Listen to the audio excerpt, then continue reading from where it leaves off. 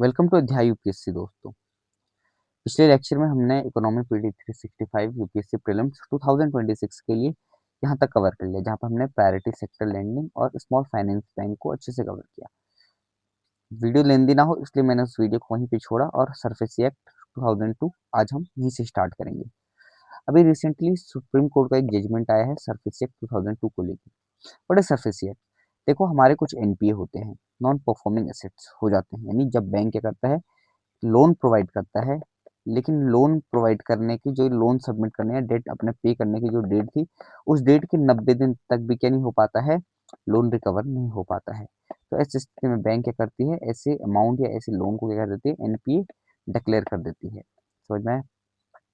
अब इसी एनपीए को टाइमली और इफेक्टिवली मैनर में रिकवर करने के लिए जो कवर करने का जो वो है, वो सरफेसी का काम है। इसका काम है सरफेसी। सरफेसी यही काम करेगी, ठीक है। सिक्योरिटाइजेशन और reconstruction of financial asset and enforcement of security interest. अब देखो, कुछ तुमने कोलेट्रल तो रखा ही होगा। अब ये कोलेट्रल क्या होता है, बैंक क्या कर देती है, बैंक के पास इतना टाइम तो है नहीं कि ये कोलेट्रल जाए, इस कोलेट्रल को पैसों में चेंज करे। तो क्या करती है, एक एआरसी होती है, एसेट रिकंस्ट्रक्शन, ठीक है, ठीक है, एआरसी, ठीक है। अब ये क्या करेगी, एआरसी को क्या करेगी, ये प्रोवाइड करवाएगी, ठीक है। असेट कंस्ट्रक्शन कंपनीज एआरसी बनी है इसी के अंडर, ठीक है। अब ये बैंक क्या करेगी, बैंक बोलेगी ये एक काम करो, ये अकाउंट तुम खरीद लो। मान लो 110 करोड़ का अकाउंट था, तो इसने इसे कितने में बेच दिया, 7 करोड़ में बेच दिया। 3 करोड़ का घाटा था, पर चलो कोई नहीं, कुछ तो आएगा। 7 करोड़ बेच दिया, इसने इसे पे कर दिया 7 करोड़। अब ये क्या किया, इसने क्या करेगा, ये एसेट का रिकंस्ट्रक्शन करेगी जो कोलेट्रल है। तो इसने इसे क्या किया, इसको असेट में यानी वापस दोबारा इसका क्या किया, फाइनेंशियल असेट का रिकंस्ट्रक्शन किया। समझ में आ गया? ठीक है, सरफेसी एक्ट के अंडर यही है। यानी बैंक क्या करेगी, collateral dispose of for recovering NP, ठीक है। अब इसमें ना कॉन्ट्रडिक्शन आ रही थी, इसलिए ये न्यूज में है। कॉन्ट्रडिक्शन क्या था, देखो जो सेक्शन 13 क्लॉज 8 है, यानी पोस्ट 2006 के अमेंडमेंट का ही सेक्शन था। इस सेक्शन में कहा कि जो बोरोवर है, उससे पहले क्या था, एक रूल्स 8 और 9 था। इसमें कहा गया कि मान लो अगर कोई चीज एनपीए हो जाता है, अब बैंक क्या करेगी, उससे क्या करेगी, ऑक्शन कर देगी। मान लो एनपीए हो गया, अब बैंक को तो इसे रिकंस्ट्रक्शन करनी है, तो ये क्या करेगी, ऑक्शन कर देगी मार्केट में, बोलेगी कि भाई ऑक्शन डेट पब्लिश कर देगी कि भाई देखो अब मैं हम इसे बेचने वाले हैं। पब्लिशमेंट हो सब हो गया, ठीक है। अब जब पब्लिश हो गया, तो अब जो तुम्हारा बोरो जिसने डेट पे करना है, डेट पे करना है, यानी बोरोवर, तुम्हारा बोरोवर, तो वो कहता है कि तुम्हारे पास बोरोवर के लिए still have a window, still have a window, ठीक है, जिसमें वो क्या कर सकता है, आफ्टर पब्लिकेशन भी अपने उस लोन डेट को पे करके अपना जो सिक्योर्ड असेट है उसे क्या कर सकता है, रिकवर कर सकता है। ये रूल्स 8 और 9 ने कहा, लेकिन सेक्शन 13 क्लॉज 8 कहता है कि देखो नहीं, यानी बोरोवर्स के सारे राइट्स खत्म हो जाते हैं after publication. He can not, after publication he can not have the right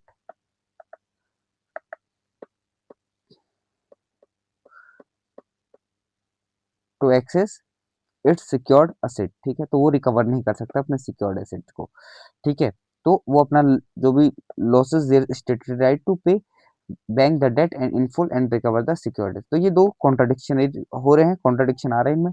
तो सुप्रीम कोर्ट ने वीसी पे जजमेंट दिया और कहा कि नहीं, कहा कि जो पब्लिशमेंट आफ्टर पब्लिकेशन ऑफ जो भी तुम्हारा ऑप्शन होगा, अगर वो पब्लिकेशन हो गया यानी डेट का ऑप्शन हो गई कि भाई करना है, तो इसके बाद no way to recover the, are you getting, the secured asset by the borrower. तो सरफेसी है, वही सरफेसी देख लेते 2002 में आया था, ठीक है। ऑब्जेक्टिव क्या है, recovering the financial institutions, banks, cooperative bank, NPA. तो इनके एनपीए को क्या करना है, रिकवर करना है टाइमली और इफेक्टिवली मैनर में, ठीक है। आपको बताया एनपीए क्या होता है कि जिस डेट से लोन दे देना चाहिए, मतलब यहाँ लोन कवर होना चाहिए, लेकिन इसके 90 दिन बाद तक भी लोन नहीं मिलता है, तो this is NPA, non performing asset, ठीक है। जो loans are classified as NP, RBI की गाइडलाइन के है, ठीक है, with mandatory 60 day demand notice to borrower after auction to recover. तो 60 डे का डिमांड नोटिस दिया जाएगा बोरोवर को, ठीक है, रिकवर एसेट करने की जो भी तुम्हारा ऑक्शन डेट आएगी या पब्लिश करेंगे उससे 7 दिन पहले नोटिफिकेशन दिया जाएगा, ठीक है। ओके, अब देखो कैसे क्या मेथड है, सिक्योरिटाइजेशन, ठीक है, जहाँ पे क्या होगा, ऐसे ट्रांजेक्शन जहाँ पे रिस्क ऑफ रिकवरी, ठीक है, इन stress asset is distributed among investor by repackaging such asset into tradable securities with different risk profile, ठीक है। एसेट का रिकंस्ट्रक्शन होगा कैसे, ठीक है, ये बोलेगी कि भाई एआरसी बनाओ, एआरसी खुद कंपनी होगी, ठीक है, जिसमें वो खुद से क्या करेगी, उन असेट्स को क्या करेगी, फाइनेंशियल रिकवरी करेगी, ठीक है। लेकिन ये बैंक क्या करेगी, इनको बेचेगी, क्योंकि बैंक के पास तो और भी काम है ना भाई, ठीक है। Okay that's it. लेकिन जो एआरसी है ना, ये क्या है, कंपनीज एक्ट के अंडर है, लेकिन रजिस्टर्ड है आरबीआई के अंडर। तो कंपनीज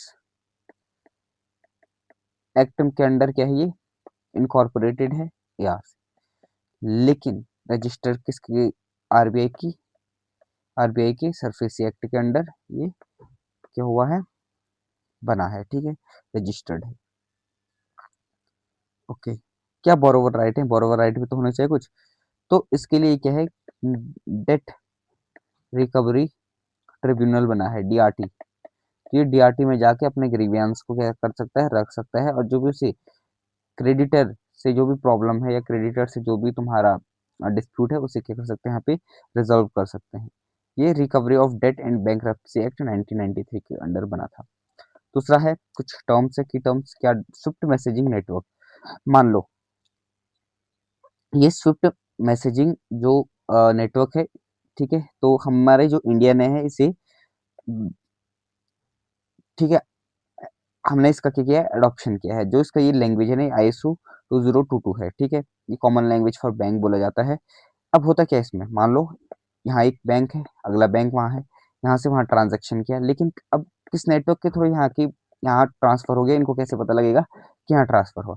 इसी के लिए एक नेटवर्क है स्विफ्ट मैसेजिंग नेटवर्क, जो कि क्या करेगा, कम्युनिकेट करेगा कि भाई the transaction is on going या ट्रांजेक्शन हैज डन, फिर ऐसे कुछ करके ये मैसेज आएगा, ठीक है। अब देखो, तो सिक्योर मैसेजिंग नेटवर्क कम्युनिकेशन, ठीक है, यही है, बाकी तो इसमें कुछ है नहीं, ठीक है। देखो, BRICS pay is a propose cross border payment system to facilitate trade and financial transaction among BRICS member to reduce dependence on Swift.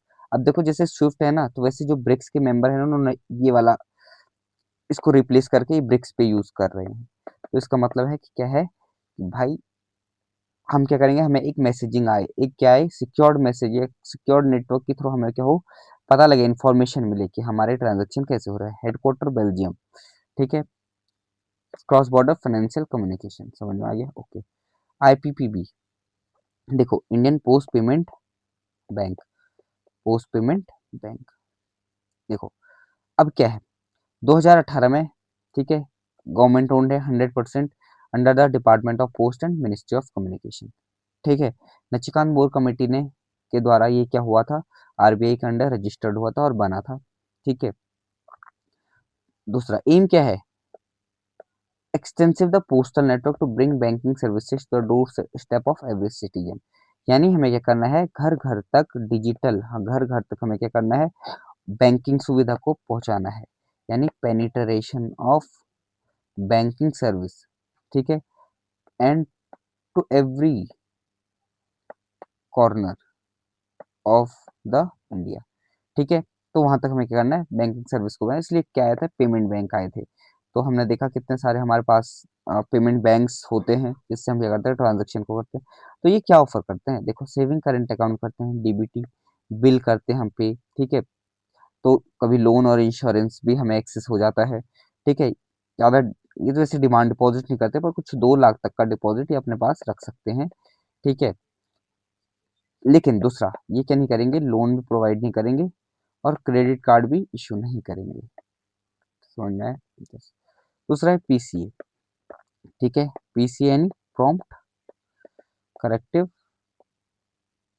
Word से समझ आ रहा होगा, एक्शन, ठीक है।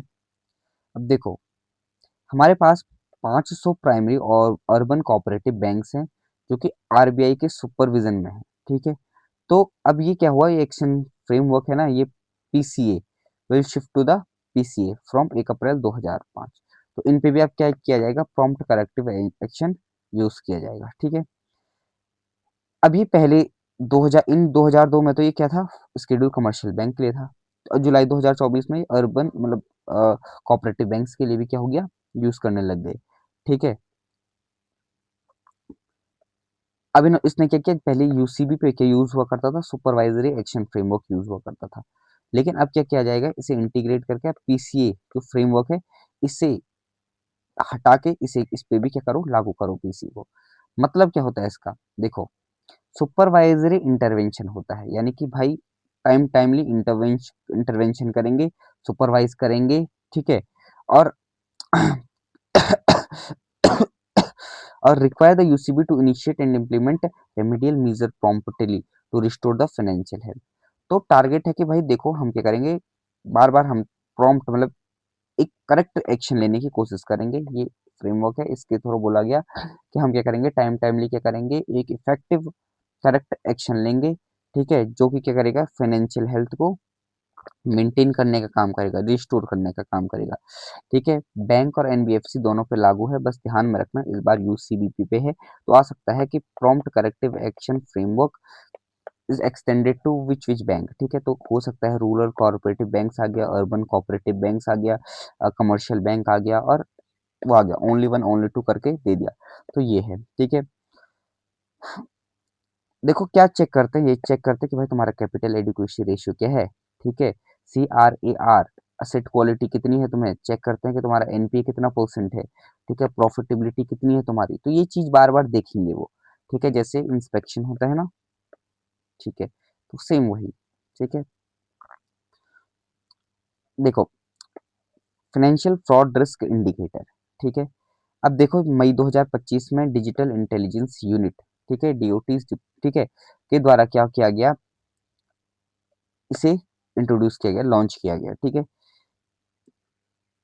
एक तरीके से क्या है, अर्ली वार्निंग सिस्टम है। क्या है, early warning system. As same ये भी अर्ली वार्निंग सिस्टम की तरह काम करता है। ठीक है भाई, कुछ गड़बड़ होने वाला है तो फटक से बता देगा, मैंने बोला ना इंस्पेक्शन, वही ये है।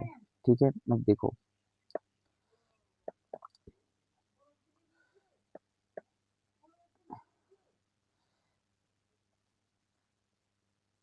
ओके ठीक है, चलो अब हम अगले के जाते हैं। देखो ये फाइनेंस एंड टैक्सेशन वाला चैप्टर है, हर साल अगर देखा जाए प्रीवियस ईयर में तो 20 से 22 क्वेश्चन इस टॉपिक्स आए हैं फाइनेंस एंड टैक्सेशन से। तो अब देखो क्या है, सबसे पहले हम इसी सेकंड चैप्टर को अच्छे से कवर कर लेते हैं, अगर थक गए हो तो 5 मिनट रेस्ट कर लेते हैं। ठीक है,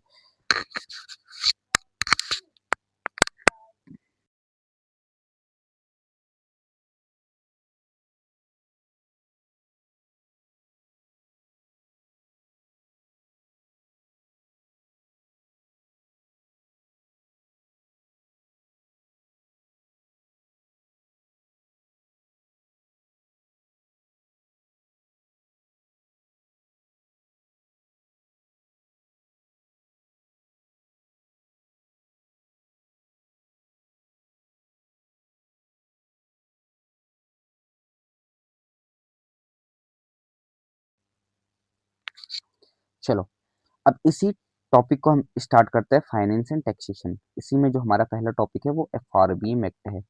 एफआरबीएम एक्ट, देखो एफआरबीएम एक्ट हमारा 2003 में आया है। 2003 से पहले जो गवर्नमेंट है, इस पे बहुत सारे क्या थे, इसने बहुत सारे लोन्स लिए थे, तो इसी का इंटरेस्ट पेमेंट करने में आधा से ज्यादा बजट का जो पैसा होता था, रेवेन्यू सीट थी, वो चली जाती थी इंटरेस्ट पेमेंट में। रेवेन्यू एक्सपेंडिचर था जो कहाँ चले जाता था तुम्हारा, इसी इंटरेस्ट पेमेंट में चले जाता था। ठीक है, लेकिन बाद में क्या किया गया कि इस एफआरबीएम एक्ट 2003 को लाया गया ताकि क्या हो, फाइनेंशियल रिस्पॉन्सिबिलिटी आए और बजट को मैनेज किया जा सके। ठीक है, तो अभी रिसेंटली क्या हुआ कि कैग ने अपनी रिपोर्ट दी है और बताया है कि भाई देखो कुछ फिजिकल इनकंसिस्टेंसीज हैं, ट्रांसपेरेंसीज हैं तुम्हारे गवर्नमेंट के डेटा में, तो इसे रिकवर करो भाई। तो ये direct controller and auditor general ने दिया है, कैग ने, वॉचडॉग।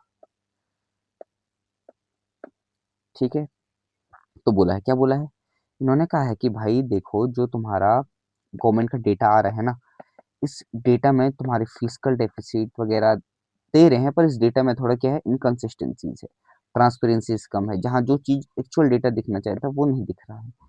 तो एफआरबीएम एक्ट 2003 में आया था, है क्या ये, ठीक है। ये क्या करेगा कि जो इंटरजनरेशनल इक्विटी है, देखो हमारी इस साल सरकार है, इस साल की सरकार ने बहुत लोन लिया, फिर जो नेक्स्ट सरकार आएगी उसको तो इसी का इंटरेस्ट पेमेंट करना पड़ेगा। तो इंटरजनरेशनल इक्विटी फिजिकल मैनेजमेंट के लिए ये लाएगा। दूसरा क्या करे कि long term macro economic stability को मेंटेन करे, ठीक है। क्या है, देखो ये गाइड करता है कि सेंट्रल गवर्नमेंट जो फिजिकल पॉलिसी है, बोला ना गवर्नमेंट की फीस, तो पहले जब पढ़ रहे थे तो हमने देखा कि गवर्नमेंट की जो पॉलिसी होती है मार्केट में ग्रोथ और इकोनॉमिक स्टेबिलिटी को मेंटेन करना, वो क्या है, फिजिकल पॉलिसी। तो जो भी करो तुम सस्टेनेबल पथ के थ्रू करो, पाथ के थ्रू करो, ठीक है। क्या करो, इकोनॉमिक स्टेबिलिटी और रिस्पॉन्सिबल फाइनेंशियल गवर्नेंस, ठीक है। अब क्या है, ठीक है, अब जो कैग है ना, वो कैग क्या करेगा, एक एनुअल कंप्लायंस रिव्यू करे, ठीक है, समझ में आया, कैग का काम है, ठीक है, कैग करेगा, ठीक है। अब इसीलिए क्या होता है कि देखो एफआरबीएम एक्ट है ना, तो इसमें बोला जाता है कि एफआरबीएम एक्ट में बोला जाता है कि पार्लियामेंट के सामने 3 डॉक्यूमेंट रखो, ठीक है। जब बजट पेश करोगे 3 डॉक्यूमेंट रखो, पहले तो तुम दिखाओगे मैक्रो इकोनॉमिक फ्रेमवर्क आता है, पीवाईक्यू है, फिर दूसरा तुम क्या रखोगे पार्लियामेंट के सामने, एक medium term physical policy statement रखो, और चौथा क्या रखो, फिजिकल पॉलिसी स्ट्रेटेजी स्टेटमेंट रखो। ये 3 स्टेटमेंट तुम अपने क्या करो, डॉक्यूमेंट में एफआरबीएम एक्ट के अंडर जो भी है, इसे पार्लियामेंट में अपने बजट डॉक्यूमेंट के साथ रखो, इससे पता लगेगा और ट्रांसपेरेंसी आएगी। क्या है, देखो एफआरबीएम, ठीक है, फिजिकल डेफिसिट 3% ऑफ जीडीपी हो, डेट लिमिट सेंट्रल गवर्नमेंट और स्टेट गवर्नमेंट को मिला के 60% हो, यानी अगर सेंट्रल गवर्नमेंट को 40% से कम, इस 40% तक तुम्हारा क्या हो सकता है, डेट लिमिट है, ठीक है। वही स्टेट गवर्नमेंट के लिए 20% है, ठीक है। अब देखो रिवाइज फिजिकल कंसोलिडेशन पथ, यानी कि जो तुम्हारा 4.5% से कम physical deficit, GDP physical deficit हो, यानी जीडीपी का फिजिकल डेफिसिट कितना हो, 4.5% से कम हो, जो रिवाइज वाला होगा, ठीक है, उसमें, ठीक है, 3% तो हमारा टारगेटेड है, ठीक है। चौथा, एडिशनल गारंटी क्या है,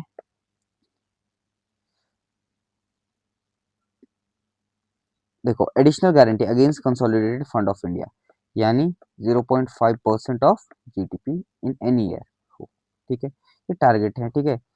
target for revenue and effective revenue deficit were removed by 2018 amendment to the FRBM act, ठीक है। तो ये जो कहा था, ये NK Singh committee, FRBM act NK Singh committee बहुत इंपॉर्टेंट मैचिंग के लिए आता है, ठीक है, ओके। अगर ट्रेंड देखें तो भाई देखो, हाँ हमारा क्या हो रहा है, ये घट तो रहा है, ठीक है, क्या हो रहा है, घट तो रहा है, पहले 59% था, फिर 57% हुआ, फिर 58% हुआ, ठीक है। अब इस बार देखो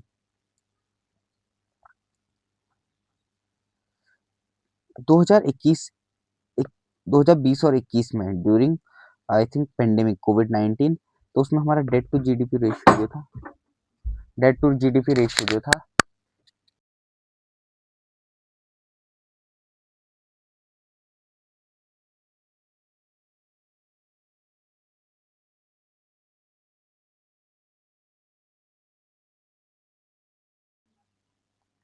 okay, wait I was there, okay. तो डेट टू जीडीपी रेशियो जो था, वो कहा कि भाई सबसे ज्यादा मैक्सिमम 61.38% पहुंच गया, लेकिन फिर उसके बाद देखा तो 2000 इसमें इतना आया, 2023-24 57 आया, फिर इसमें 58 आया, समझ में आया। तो ये बताया उसने कि 59, 58, 57, यानी डिक्रीज हुआ है, लेकिन स्टिल क्या है, तुम अपने डेटा को सही से रखाओ, दिखाओ। अब देखो अनरियलाइज टैक्स रेवेन्यू क्या है, ठीक है, यानी ऐसे टैक्स रेवेन्यू जो क्या होता है, सरकार को अनइवन मतलब अनरियलाइज होते हैं, पता नहीं लगते हैं। तो देखो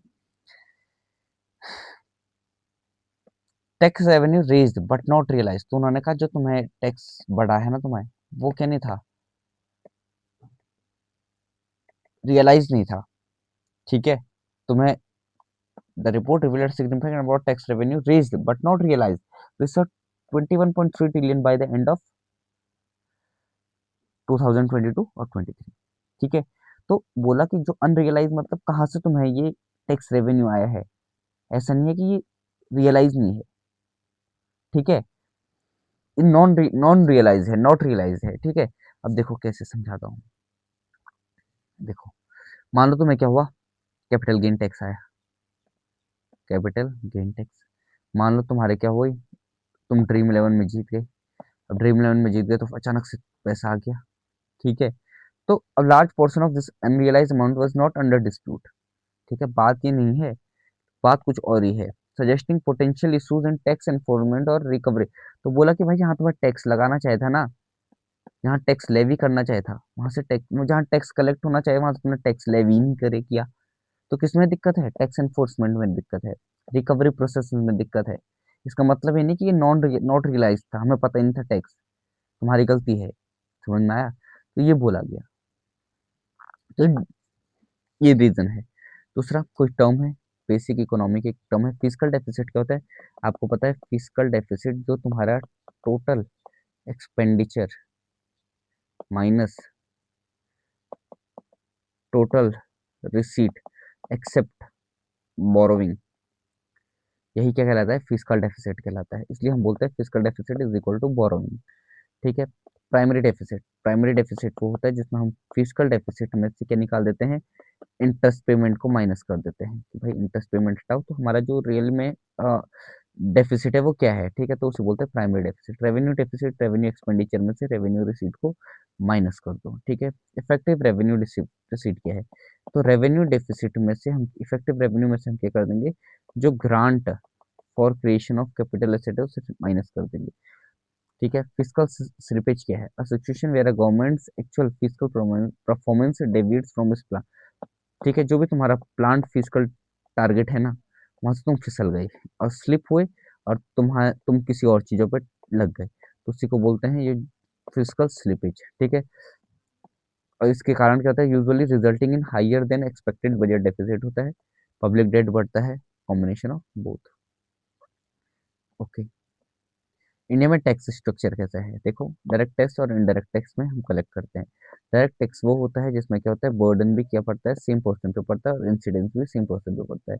मेरी पे टैक्स लेवी हुआ है, मैं क्या कर रहा हूँ, टैक्स पे कर रहा हूँ। ठीक है, तो इसे बोलते हैं डायरेक्ट टैक्स। जैसे नेचर कैसे होता है, प्रोग्रेसिव, इनकम बढ़ती रहेगी, टैक्स भी बढ़ता रहेगा, तो ये ग्राफ है। ठीक है, इनकम टैक्स हो गया, कॉर्पोरेट टैक्स हो गया, जो कंपनी होती है उनका जो प्रॉफिट होता है उन्हीं पे जो भी टैक्स लिया जाता है वो corporate tax. Capital gain tax, मान लो मैंने इस साल एक प्लॉट खरीदा, अगले साल मैंने वो प्लॉट बेच दिया। इस साल मैंने 80,000 का प्लॉट खरीदा, अगले साल मैंने 1 लाख का बेचा, तो मेरे ये 20,000 पे जो मैंने ये कमाए हैं एक्स्ट्रा, ये मेरे पे क्या लगा, कैपिटल गेन टैक्स किया लगा। ठीक है, ठीक है, इसे central board of direct tax क्या करता है, एडमिनिस्ट्रेट करता है। ठीक है, दूसरा इनडायरेक्ट टैक्स, भाई इंसिडेंस मेरे पे है, बर्डन किसी और पे जाएगा, लाइबिलिटी ऑन सेलर, यानी जिम्मेदारी किसकी है, सेलर की है, और पे किसको करना है, भाई बायर को पे करना है। ठीक है, मैन्युफैक्चरर, सेलर और कंज्यूमर। ठीक है, भाई देखो सबके लिए सेम रेट है, तो इसे हम बोलते हैं रिग्रेसिव। ठीक है, क्योंकि ये रिगार्डलेस इनकम है, मेरी इनकम कम होगी, मेरे पे उतना ही टैक्स, मेरे पे उतना ही बोझ, मेरे पे उतना ही, जिसकी इनकम को ज्यादा दबेगा। तो देखो, ठीक है, जीएसटी, तो जीएसटी टैक्स है, वन नेशन वन टैक्स। ठीक है, कस्टम ड्यूटी, कस्टम ड्यूटी यानी कि जो भी हम इंपोर्ट करेंगे उस पे जो भी टैक्स लिया जाएगा वो कस्टम ड्यूटी होगी। एक्साइज, लाइक पेट्रोलियम, लिकर, और जो भी ये सारे जीएसटी से बाहर वाले हैं इन पे क्या लगता है, एक्साइज ड्यूटी लगता है। ठीक है, इन्हें करता है सीबीआईसी। ठीक है, इनडायरेक्ट टैक्स एंड कस्टम्स। ठीक है, बर्डन मतलब जो बे पेयर होगा, जो पे करेगा, डायरेक्ट पे करेगा। ठीक है, तो डायरेक्ट टैक्स में पेयर ही जो करता है, बियर्स इट डायरेक्टली। ठीक है, consumer bears it ultimately, collection कौन करेगा, हार्डर टू कलेक्ट। ठीक है, इविजन रिस्क आता है, इजियर टू कलेक्ट। ठीक है, प्राइसेस में आ जाता है। फिर example, income tax, GST. Okay good, income tax act 2025।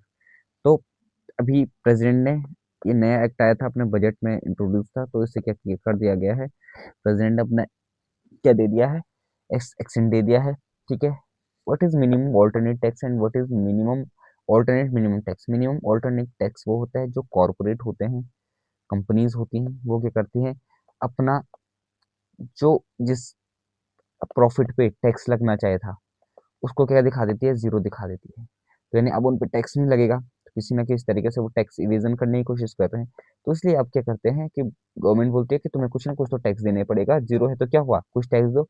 That is minimum alternate tax. What is alternate minimum tax? ये नॉन कॉर्पोरेट के लिए होता है, कोई फॉर्म वगैरह है, कोई कुछ है, तो उस पे क्या लगेगा, ऑल्टरनेट मिनिमम टैक्स लग सकता है। हिंदू अनडिवाइडेड फैमिली है तो that is alternate minimum tax. ये डिफरेंस आपको सिंपल पता होना चाहिए। मिनिमम ऑल्टरनेट टैक्स क्या होता है, जो भी जीरो टैक्स कंपनीज होती हैं उन पे लगता है। ठीक है, which in spite of having earned substantial book profit, having paid handsome dividend, do not pay any tax due to various tax concession and incentives provided under the income tax law। तो उन पे लगेगा। ठीक है, ये corporate tax payers के लिए ही applicable है, एएमटी। सेम प्रोविजन एमएटी की तरह है, लेकिन वो सिर्फ नॉन कॉर्पोरेट पेयर्स के लिए है। ठीक है, अनडिस्क्लोज इनकम, ऐसी इनकम जैसे मान लो तुमने गोल्ड घर में रखा है, कुछ कैश तुमने रखा है, तो ऐसे अनडिस्क्लोज इनकम, इन्हें अनडिस्क्लोज इनकम बोलते हैं। Money, Boolean, jewellery, other valuable. ठीक है, ये इसकी डेफिनेशन है। Is expanded include virtual digital asset. कुछ ऐसे अभी क्या कर दिया गया, अनडिस्क्लोज इनकम को भी कहाँ तक कर दिया गया, वर्चुअल डिजिटल एसेट तक हमने ला के रख दिया है। ठीक है, वर्चुअल डिजिटल एसेट। ठीक है, कॉर्पोरेट टैक्स पेयर और नॉन कॉर्पोरेट टैक्स पेयर। ठीक है, अब देखो, virtual digital space access, income tax authority are now allowed to gain access to a virtual digital space during search and seizure proceedings such as email server, social media account। ठीक है, तो अब वो क्या कर सकती है, एक्सेस गेन कर सकती है। ठीक है, कौन, income tax authorities to virtual digital space, एक ऐसा स्पेस जहाँ पे क्या कर सकती है, वो सर्च कर सकती है, सीजर कर सकती है, जैसे ईमेल सर्वर हो गए, सोशल मीडिया हो गए। ठीक है, डिस्प्यूट रेजोल्यूशन पैनल। ठीक है, अब इसी ये एक पैनल बनाया गया है जिसमें क्या होगा, डिस्प्यूट रेजोल्यूशन होगा। ठीक है, डिस्प्यूट को ग्रीवियंस रिड्रेसल होंगे, यानी डिस्प्यूट ऑलमोस्ट सुलझाए जाएंगे। ठीक है, ओके।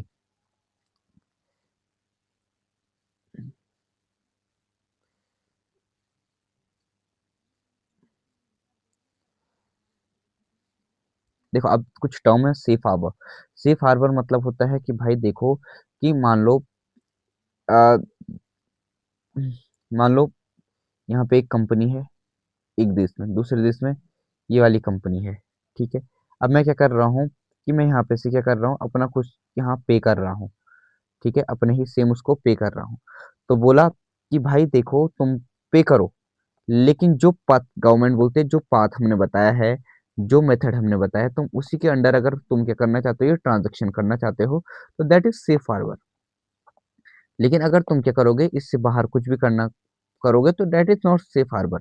ठीक है, ये किसने कहा, गवर्नमेंट ने कहा। ठीक है, और इसीलिए ये सेफ हार्बर टर्म आया है। ठीक है, तो जो सीबीडीटी का न्यू अमेंडमेंट आया है, न्यू टैक्स रूल्स, ठीक है, 1962 के रूल्स में जो भी इन्होंने क्या किया है, चेंज किया, तो इन्होंने स्कोप को बढ़ा दिया है। तो क्यों बढ़ाया है, इन्होंने कहा कि जो 200 करोड़ की कंपनी है, अब वो 300 करोड़ की company, first from 200 crore company to 300 crore. ठीक है, 200 करोड़ से लेकर 300 करोड़ कर दिया है। ठीक है, तो अब इससे ज्यादा तुम मतलब इतना अगर, इतना अमाउंट तुम अगर पे कर रहे हो, तो मैं किसके अंडर करना है, इसके अंडर। समझ में आया? ओके, कोई प्रॉब्लम, जो भी तुम्हें बताया है, जैसे लिथियम आयन बैटरीज भी आ गई इसमें। ठीक है, देखो क्या एक सर्कमस्टांसेस है, एक पाथ है जिसमें क्या, which the tax authority shall accept the transfer price declared by the taxpayer to be arms length. ठीक है, आर्म्स लेंथ, अरे समझ में आ गया, अभी समझाऊंगा ये आर्म्स लेंथ। ठीक है, यहीं पे समझा देते। दूसरा है एडवांस प्राइसिंग एग्रीमेंट। तुम्हारा और मेरा एग्रीमेंट है कि भाई इसी प्राइस पे क्या होगा, मैं क्या करूंगा, सेल करूंगा, बेचूंगा, या फिर ये प्राइस में डिसाइड करके वहां बेचूंगा। ठीक है, तो ये होता है एडवांस प्राइसिंग मैनेजमेंट। ठीक है, ये कम, मान लो ये मेरा हेडक्वार्टर है, मेरा जो सब्सिडरी है वो यहाँ है, यूएसए और इंडिया। ठीक है, मैं क्या कर रहा हूँ, यहाँ कुछ पे कर रहा हूँ, इसको मैं सर्विसेज दे रहा हूँ, और क्या कर रहा हूँ, पे कर रहा हूँ 60 रुपये। ठीक है, तो ये एग्रीमेंट जो है, ये प्राइसिंग एग्रीमेंट है, ये क्या है, इसे बोलते हैं एडवांस प्राइसिंग एग्रीमेंट। इसी पे, और जो इंडिया है वो टैक्स अगर कलेक्ट करेगी तो इसी प्राइस पे कलेक्ट करेगी। समझ में आया? तो हो सकता है कि भाई ये कम से कम बेच, कम से कम में देना चाहते हैं ताकि क्या हो, कम से कम टैक्स लगे। ठीक है, तो कल को ये नहीं बोल सकते तुम इस प्राइस पे बोलो, क्योंकि वो बोलेगा कि भाई already we have done our advance price agreements. Are you getting? देखो, किसके, बोर्ड टैक्स अथॉरिटी के बीच में और पर्सन टैक्स पेयर के बीच में एक एग्रीमेंट होता है। ठीक है, ओके। तो देखो, इसी में एक टॉपिक है, हाँ, ट्रांसफर प्राइसिंग। ट्रांसफर प्राइसिंग वही है जिस प्राइस पे क्या कर रहा है कि जो price of goods and services है एक्सचेंज बिटवीन द कंपनीज। तो ये देखो, ये मैंने कहा ना कि इनके बीच में जो भी ये चेंज हो रहा है, एक्सचेंज हो रहा है ये सर्विसेज को लेके, जो भी मनी दे रहे हैं वही क्या है, ट्रांसफर प्राइस है। ठीक है, क्या है, ट्रांसफर। आर्म लेंथ क्या है, आर्म लेंथ है कि price agreed in a transaction. तो जो दो मतलब वो हैं, पार्टीज हैं, तो ये अगर जिस प्राइस पे क्या होंगे, एग्रीड होंगे कि भाई इसी प्राइस पे क्या होना चाहिए, हमें ट्रांजेक्शन होना चाहिए, तो उसी को बोलते हैं हम आर्म लेंथ। इससे ना ज्यादा, इससे ना कम, आर्म लेंथ। ठीक है, तो must be same as price agreed as comparable transaction between two unrelated parties. Okay, getting? तो ये चीज है, ये की टर्म है, तो आप इसे और डिटेल में देख सकते हैं अगर थोड़ा समझ में ना आए। बाकी इसी में एक और है कि कितने टाइप्स के होते हैं ये एपीएम। ठीक है, तो जो ये एडवांस प्राइसिंग एग्रीमेंट्स हैं, ये 5 साल तक, maximum for 5 year, no minimum period. ठीक है, यूनिलेटरल एपीए, बायलेटरल जब एक देश involve only one taxpayer और एक टैक्स अथॉरिटी। ठीक है, मैं टैक्स पेयर, मेरी tax authority, unilateral APA. Bilateral जब दो कंट्री, ठीक है, tax authority of the country और टैक्स पेयर अलग अलग है। ठीक है, तो वहाँ पे ये बायलेटरल एपीए हो जाए। जब कुछ 5-6 कंट्रीज में सब्सिडरीज हैं, वो आप वहाँ की जो टैक्स अथॉरिटी है वो आपस में आके डिसाइड करेगी कि भाई ये प्राइस पे सर्विसेज दी जाएगी, इधर होगा, और इसी पे हम क्या करेंगे, टैक्स कलेक्ट करेंगे। तो इसे बोलते हैं हम एपीए। ठीक है, अगला सिक्योरिटीज ट्रांजैक्शन, क्या बोल देंगे इसे, सिक्योरिटीज ट्रांजैक्शन टैक्स। तो ये डायरेक्टली टैक्स लेविड और ट्रांजैक्शन ऑफ सिक्योरिटीज। ठीक है, ये देखो, पहले बात है फाइनेंस एक्ट 2004 के अंडर है। ठीक है, जो भी तुम्हारे ट्रांजैक्शन ऑफ सिक्योरिटीज होगी उस पे क्या लिया जाएगा, टैक्स लिया जाएगा, वो टैक्स डायरेक्ट होगा। ठीक है, जैसे conducted through a recognised stock exchange in India. ठीक है, टैक्सेबल सिक्योरिटीज में बॉन्ड नहीं होते हैं, नो बॉन्ड, बॉन्ड्स नहीं होते हैं, वेरी इंपॉर्टेंट, बॉन्ड्स नहीं होते, सिर्फ इक्विटी है, डेरिवेटिव्स है, unit of equity mutual fund है। ठीक है, तो it also applied on transaction of options in futures but not bond, याद रखना। ठीक है, दिख रहा? ठीक है, aim to curb tax evasion in the security market. तो इससे क्या किया जा सकता है, जो भी टैक्स सिक्योरिटी मार्केट में जो टैक्स इवेजन है उनसे क्या हो सकता है, बचा जा सकता है। जीएसटी रिफॉर्म, अभी रिसेंटली दिवाली में जीएसटी रिफॉर्म आए थे। ठीक है, जीएसटी 2.0 भी बोला गया। तो जीएसटी काउंसिल की 56th मीटिंग में नेक्स्ट जेन जीएसटी रिफॉर्म लाई गई, जीएसटी 2.0, जिसमें जीएसटी को रैशनलाइज किया गया 2 स्लैब स्ट्रक्चर में। पहले 4-5 स्लैब हुआ करते थे, अब 2 स्लैब हैं। ठीक है, जीएसटी आपको पता है, जीएसटी 1.0 सिंगल इनडायरेक्ट टैक्स है, कॉन्स्टिट्यूशनल अमेंडमेंट 2017 के अंडर लाया गया था। ठीक है, वाई जीएसटी, जीएसटी को कॉन्स्टिट्यूशनल अमेंडमेंट की जरूरत क्यों पड़ी, क्योंकि ये फेडरल फीचर्स है जिसमें स्टेट का रेटिफिकेशन जरूरी है, तो इसके लिए कॉन्स्टिट्यूशनल अमेंडमेंट आवश्यक था। तो 17 डिफरेंट टैक्सेस, 13 सेस को क्या किया गया, यूनिफाइड किया गया, कास्केडिंग इफेक्ट हटाया कि टैक्स फिर टैक्स पे टैक्स फिर टैक्स पे टैक्स। ठीक है, मेन कंपोनेंट या central GST, SGST, UT GST और आईजीएसटी है। ठीक है, अगर इंटर स्टेट, इंटर मतलब एक स्टेट से दूसरे स्टेट में अगर क्या हो रहा है, यहाँ गुड बन रहा है, यहाँ गुड क्या हो रहा है, कंज्यूम हो रहा है, तो क्या होगा, आईजीएसटी लगता है। ठीक है, जिसमें क्या होता है, यहाँ कुछ जीएसटी यहाँ जाएगी, कुछ पैसा यहाँ जाएगा। ठीक है, लेकिन अगर क्या हो रहा है, इंटर स्टेट है, स्टेट के अंदर ही है, तो दो टैक्स लगते हैं, सीजीएसटी और एसजीएसटी। कुछ सेंटर को जाता है, कुछ यहाँ को जाता है। ठीक है, इंटर स्टेट ट्रांजेक्शन है। ठीक है, इंटर स्टेट में ये 3 जीएसटी लगते हैं। ठीक है, ओके, डेस्टिनेशन बेस्ड टैक्स है। ठीक है, जहाँ जाएगा वहीं को क्या होगा, जहाँ फाइनली कंज्यूम होगा वहीं पे क्या होगा, टैक्स लगेगा। रिफॉर्म क्या आए हैं, 2 स्लैब स्ट्रक्चर, 5% और 18% है। ठीक है, पहले 12 और 28 के उनको क्या कर दिया गया है, रिमूव कर दिया गया है, और उनके उनके जो जो स्लैब में थे उनको इस स्लैब में ही क्या गया है, इनकलकेट किया है। 40% स्पेशल डिमेरिट रेट। ठीक है, sin goods and select luxuries. ठीक है, replacing the compensation cess levy. ठीक है, ओके। अब देखो जीएसटी काउंसिल क्या है, कॉन्स्टिट्यूशनल बेसिस आर्टिकल 279 ए में है जीएसटी काउंसिल। क्वेश्चन आ जाता है डायरेक्ट, ठीक है। एक एपेक्स बॉडी है जो क्या करेगी, जीएसटी मैटर में क्या करेगी, अपना डिसीजन देगी। की रोल, जीएसटी रेट्स को करेगी एग्जाम्पशन थ्रेशोल्ड, ठीक है। मॉडल जीएसटी रूल्स, ठीक है। ये सारे काम इनके हैं। मीटिंग हर एक वंस एवरी क्वार्टर, ठीक है, हर तीसरे महीने में एक बार क्या करेंगे, मीट करेंगे, ठीक है। Okay, composition, union finance minister क्या करता है, इसे चेयर करने का काम करता है। रेवेन्यू फाइनेंस होगा, ठीक है। Ministry of state revenue finance होगा। Finance ministry of all states member होंगे। तो कंपोजिशन ये है, ठीक है। वेटेड सिस्टम, ठीक है। One centre has one third vote, ठीक है। Two third vote decisions, state के डिसीजंस होंगे, ठीक है। और वोट्स होंगे, डिसीजन नीड 3/4 मेजोरिटी, तो कम से कम इन दोनों को मिला के 3/4 की मेजोरिटी चाहिए। कोऑपरेटिव फेडरलिज्म को क्या करता है, प्रमोट करता है, ठीक है। यूनिफॉर्मिटी लाता है, स्टेबिलिटी लाता है, GST across India. Dispute resolution के लिए एक एपेलेट ट्रिब्यूनल है जिसे बोलते हैं जीएसटी एटी, ठीक है, एपेलेट ट्रिब्यूनल, ठीक है। तो ही क्या करेगा, डिस्प्यूट को रिजॉल्व करने का काम करेगा, ठीक है। Formally launch by the government, registration is, ठीक है। Optional GST registration scheme is recommended for small and low risk businesses. तो बोला कि भाई, कहा कि जो जीएसटी ऑप्शनल है रजिस्ट्रेशन स्कीम है, वो रिकमेंडेड है छोटे और लो रिस्क बिजनेस के लिए, गारंटी ऑटोमेटेड रजिस्ट्रेशन, ठीक है। इस पिछले नवंबर 1 2025 से, ठीक है। अब देखो इसमें ट्रेंड जो बाद में आएगा, चलो इकोनॉमिक सर्विस से हम समझ लेंगे बाकी। ओके, चलो इसे समझ लेते हैं। एंटी डंपिंग ड्यूटी, मान लो चाइना है, चाइना क्या करता है, बहुत सारे क्या करता है, गुड्स एंड सर्विसेज का, मतलब गुड्स का प्रोडक्शन करता है, और क्या करना है, हमारे यहाँ जब टैक्स में लगाएंगे तो क्या करेगा, वो डंप करना शुरू कर देगा यहाँ पे, बहुत सारे मार्केट में ला देगा, जिससे क्या हो सकता है कि हमारे यहाँ की जो इकोनॉमी है वो दिक्कत हो सकती है। तो ठीक है, इसलिए एक टैरिफ लगाया जाता है जिसे बोलते हैं प्रोटेक्शनिस्ट टैरिफ, ठीक है।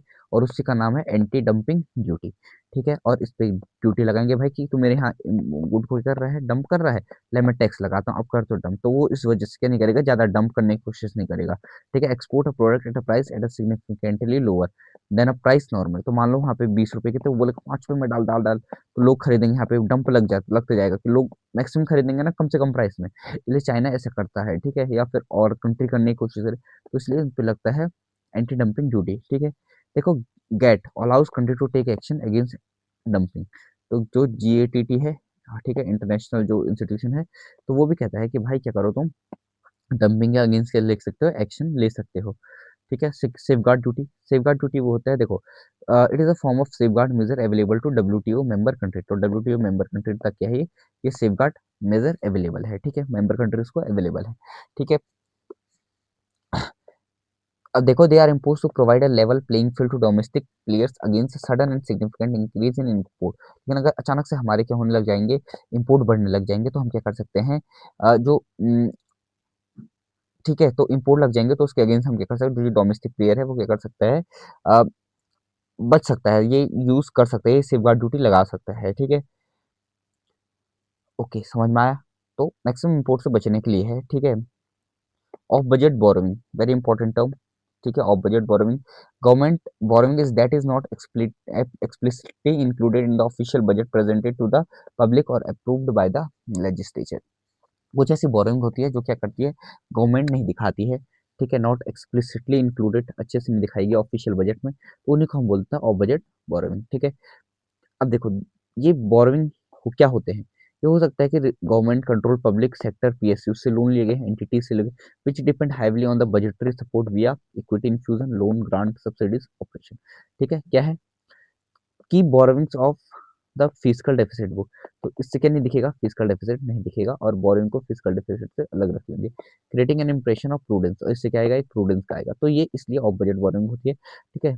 इससे इससे दिक्कत क्या है इसकी, ट्रांसपेरेंसी नहीं है, अकाउंटेबिलिटी नहीं है, और एक ट्रू डेट बर्डन आता है, ठीक है। चलो, अभी के लिए धन्यवाद, फिर मिलते हैं न्यू जो लेक्चर होगा थर्ड में, और फिर हम उसी में तीन लेक्चर, अगले 3 लेक्चरों में हम इसे कंप्लीट कर लेंगे, स्पीडी 365 को नोट, थोड़ा ये बहुत इंपॉर्टेंट है, इसलिए हमें यहाँ डीप चलना पड़ा। आपको पता है कि जो हमारा आरबीआई वाला है और फाइनेंस वाला है, यानी मॉनेटरी पॉलिसी, इसको तो वेरी इंपॉर्टेंट, ठीक है, तो यहाँ से क्वेश्चन बनते हैं, आप इसे पढ़ लीजिए, जहाँ पे समझने आए कमेंट डाउन, ठीक है, और मुझे बताइए। बाकी आज के लिए धन्यवाद, थैंक्स फॉर वॉचिंग। ठीक है, ओके।